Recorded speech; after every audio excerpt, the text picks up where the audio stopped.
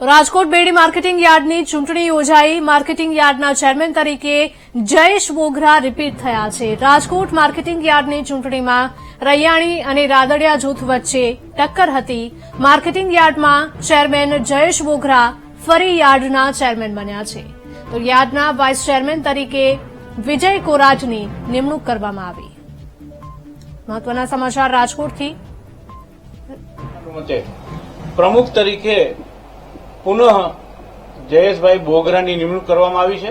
Vice chairman તરીકે વિજયભાઈ કોરાટને પસંદગી કરવામાં આવી છે અને બંને મિત્રોને ગુજરાત પ્રદેશ ભાજપ સમિતિના પ્રમુખ સી.આર. પાટીલ સાહેબ વતી, રત્નાકરજી વતી અને વિનોદભાઈ ચાવડા વતી તથા ધવલભાઈ દવે અને અલ્પેશભાઈ ઢોલરિયા વતી મેં શુભકામના પાઠવી છે।